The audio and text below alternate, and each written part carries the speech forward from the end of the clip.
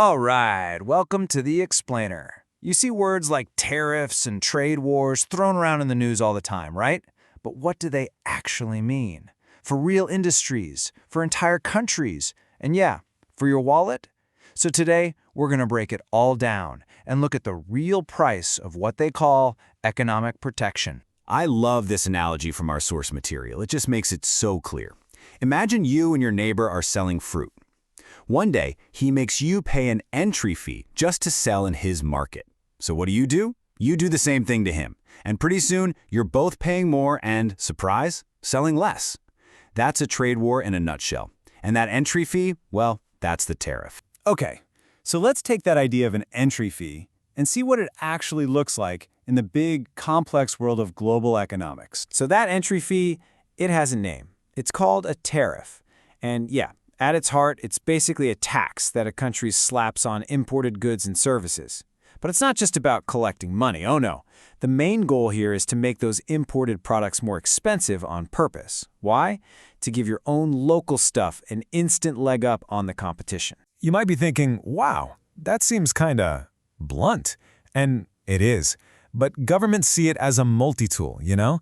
It's got three main jobs. First, it's a shield. It can protect a new local industry, what they call an infant industry, from getting totally steamrolled by huge foreign companies. Second, it brings in money for the government. And third, and this one is really important, it's leverage. It's a big bargaining chip you can use in trade talks to get what you want. Okay, that's the theory. But theory can be a little dry, right? Let's make this super concrete with a quick, real-world kind of example.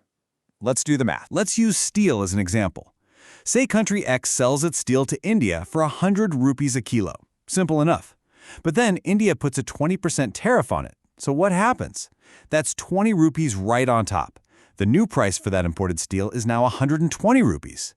All of a sudden, any local Indian steel that's selling for, say, 115 rupees, well, it's now the cheaper, more attractive option. See how that works? That is a tariff in action. Okay, but here's the thing. This is almost never a one-way street. The country that just got hit with that 20% steel tariff, they're probably not just going to sit back and take it.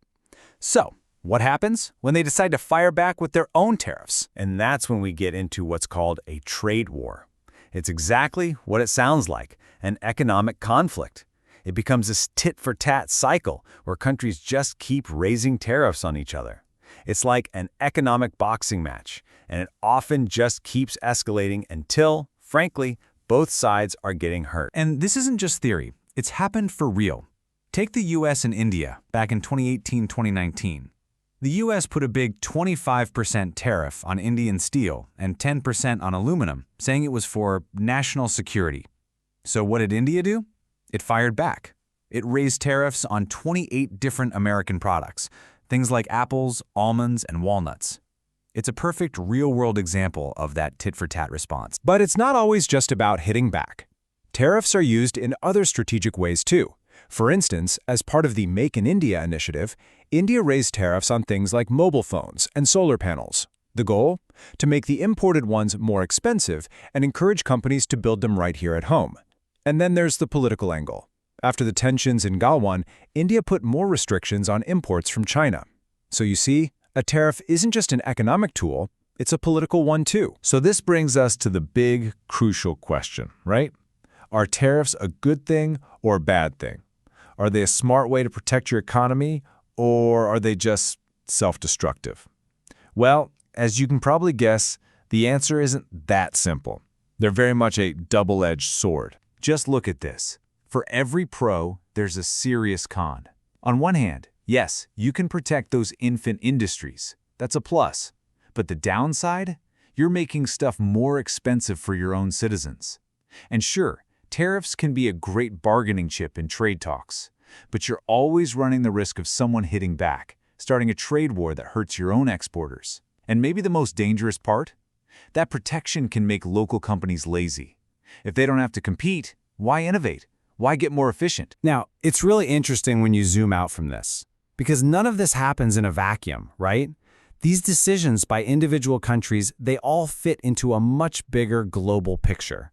There's a whole system out there designed to keep all this in check. And that's where organizations like the World Trade Organization, the WTO, come in.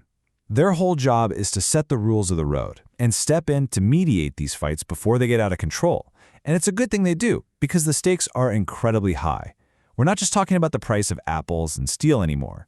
A real trade war can mess with a country's entire economy. We're talking inflation, the value of your money, and it can seriously poison relationships with other countries. So, this brings us right back to where we started, with that simple fruit seller analogy. A tariff is like a gate fee. It can protect what's inside your own market, sure. But if both sides just keep jacking up the price of that fee, well, pretty soon the gate just slams shut. Trade grinds to a halt, and in that scenario, nobody wins. And that really leaves us with the ultimate challenge for any government, doesn't it? How do you balance that very real need to protect your own industries with the massive, undeniable benefits that come from open global trade? It's not an easy question. Finding that perfect balance, well, that's not just some puzzle for economists to solve. It's the tightrope that basically every single modern economy has to walk every single day.